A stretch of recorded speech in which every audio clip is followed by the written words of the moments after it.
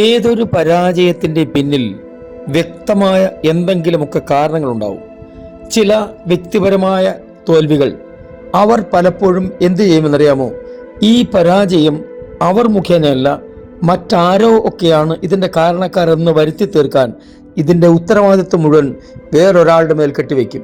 ചിലരങ്ങനെയല്ല, അവർ സ്വയം ശോധന ചെയ്ത് ഈ പരാജയത്തിൻ്റെ കാരണം കണ്ടെത്തി വീണ്ടും പരാജയത്തിലേക്കല്ല ജയത്തിലേക്ക് തന്നെ പോകണമെന്ന ദൃഢനിശ്ചയത്തോടെ കഠിന പ്രയത്നം ചെയ്ത് ദൃഢമായ തീരുമാനത്തോടെ മുന്നേറുവാൻ തുടങ്ങും.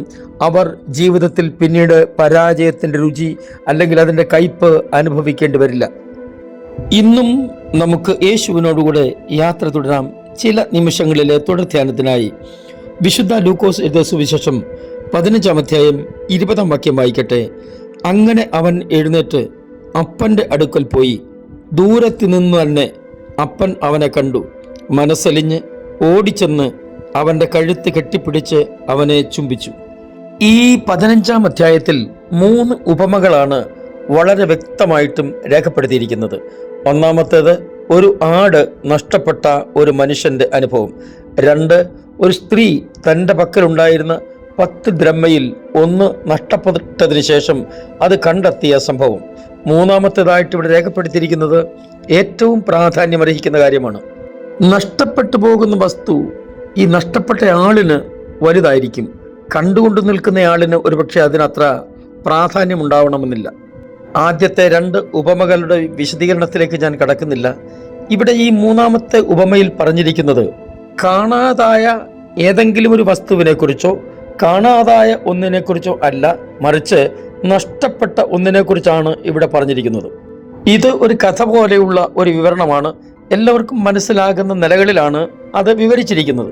ഒരു അപ്പന് 2 മക്കൾ ഉണ്ടായിരുന്നുവെന്നും അതിൽ ഇളയവൻ ഒരു ദിവസം അപ്പൻ്റെ അടുക്കൽ നിന്ന് തൻ്റെ ഓഹരി വാങ്ങി പുറത്ത് ദൂരെ എവിടെയോ പാർക്കാൻ പോയെന്നും അപ്പൻ്റെ അടുക്കൽ നിന്ന് വളരെ ദൂരെ എവിടെയോ പോയി ദുർനടപ്പുകാരനായി ജീവിച്ച് തനിക്ക് ലഭിച്ച മുഴുവൻ വസ്തുവകകളും നാനാവിധമാക്കി കളഞ്ഞു എന്നുമൊക്കെയാണ് ഇവിടെ എഴുതിയിരിക്കുന്നത്. ആരോഗ്യവും പണവും പദവിയും ഒക്കെ ഉള്ളപ്പോൾ നമ്മൾ ആഗ്രഹിക്കാത്ത സ്നേഹിതന്മാരെ പോലും നമുക്ക് കിട്ടിയെന്നിരിക്കും. അങ്ങോട്ട് ആവശ്യപ്പെടാതെ തന്നെ ചങ്ങാത്തം കൂടുവാൻ ചിലർ നമ്മുടെ അടുക്കൽ ഓടിയെത്തിയെന്നിരിക്കും. ഈ മകനും അത് തന്നെയാണ് സംഭവിച്ചത്. അവൻ്റെ കൈവശമുണ്ടായിരുന്നത് മുഴുവൻ തീർന്നു കഴിഞ്ഞപ്പോൾ താൻ ഒറ്റപ്പെട്ടു എന്ന ബോധ്യമായി. സത്യത്തിൽ ചില ഒറ്റപ്പെടലുകളൊക്കെ അല്ലെങ്കിൽ നമ്മുടെ ജീവിതത്തിൽ ഉണ്ടാകുന്ന ഇങ്ങനെയുള്ള അനുഭവങ്ങൾ ചില പാഠങ്ങൾ നമ്മെ പഠിപ്പിക്കുവാൻ വേണ്ടിയുള്ളതാണെന്ന് നമ്മൾ മറന്നു പോകരുത്. എനിക്ക് അധികം പരിചയമില്ലാത്ത ആ ദേശത്ത് ഇരിക്കാൻ മാർഗമില്ലാതെ അലഞ്ഞുകൊണ്ടിരിക്കുകയാണ് ഒരു മനുഷ്യനെ താൻ ചെന്ന് സമീപിച്ച് പന്നിയെ മേയ്ക്കുന്ന ജോലി തനിക്ക് ലഭിച്ചത്. പന്നി തിന്നുന്ന വാളവര കൊണ്ടുപോലും തൻ്റെ വയറ് നിറയ്ക്കാൻ കഴിയാത്ത സാഹചര്യമായി. അതുപോലും തനിക്ക് ആരും കൊടുത്തില്ല എന്നാണ് അവിടെ എഴുതിയിരിക്കുന്നത്. എല്ലാ വഴികളും അടഞ്ഞപ്പോഴാണ് അവന് സുബോധം വന്നത്. ചിലർക്ക് അങ്ങനെ പോലും ഉണ്ടാവില്ല. ഇവൻ ഏതായാലും സുബോധം വന്നപ്പോൾ തന്നെ തൻ്റെ വീടിനെക്കുറിച്ചും അപ്പനെക്കുറിച്ചുമൊക്കെ ചിന്തിക്കാൻ തുടങ്ങി. തൻ്റെ ജീവിതത്തിൽ നേരിട്ട പ്രശ്നങ്ങൾ എന്തൊക്കെയാണെന്നും അതിൻ്റെ കാരണം എന്താണെന്നും ഇനി അതിനൊരു പരിഹാരം ഉണ്ടാക്കണമെങ്കിൽ അതിനുള്ള മാർഗം എന്താണെന്നും ഒക്കെ താൻ ചിന്തിക്കാൻ തുടങ്ങി. അങ്ങനെയാണ് അവൻ അപ്പൻ്റെ അടുക്കിലേക്ക് മടങ്ങിച്ചെല്ലുന്നത്. ഇവിടെ നമ്മൾ മനസ്സിലാക്കേണ്ട അതിപ്രധാനമായ വസ്തുത, അപ്പൻ അവനെ ദൂരത്ത് നിന്ന് കണ്ടു.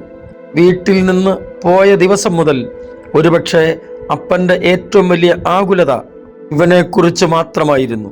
നമ്മുടെ പരാജയത്തിൻ്റെ കാരണം തിരിച്ചറിഞ്ഞ് നമുക്ക് ദൈവത്തിങ്കിലേക്ക് മടങ്ങിച്ചെല്ലാം. തീർച്ചയായും ഒരുക്കപ്പെട്ട നന്മകൾ ഇതുവരെയും നമുക്ക് വേണ്ടി തന്നെ അവിടെ സൂക്ഷിച്ചിട്ടുണ്ട്. അവനെ ചുംബിച്ചു എന്ന് മാത്രമല്ല, അവന് വേണ്ടി കരുതി വച്ചിരുന്ന സകലതും അവനായി തന്നെ കൊടുത്തു. നിങ്ങൾക്കും ഒരു ജയമുണ്ട്. ആരെങ്കിലും പരാജയം നേരിട്ടുകൊണ്ട് ഇനി എന്തിനു ജീവിക്കണമെന്നൊക്കെ ചോദിച്ച് നിരാശയോടാണ് കഴിയുന്നതെങ്കിൽ സുഹൃത്തെ, നിങ്ങൾക്ക് ഒരവസരമുണ്ട്. ദൈവത്തിങ്കിലേക്ക് മടങ്ങി വരിക. സ്വർഗീയ പിതാവേ, എൻ്റെ എല്ലാ പ്രിയപ്പെട്ടവരെയും അങ്ങയുടെ കരങ്ങളിലേക്ക് ഏൽപ്പിച്ച് അനുഗ്രഹിച്ച് പ്രാർത്ഥിക്കുന്നു. ജീവിതത്തിൻ്റെ പരാജയം കണ്ടെത്തി അങ്ങയിലേക്ക് മടങ്ങി വരുവാൻ അടിയങ്ങളെ സഹായിക്കണമേ. യേശു ക്രിസ്തുവിൻ്റെ അൻപുള്ള നാമത്തിൽ തന്നെ ആമേൻ.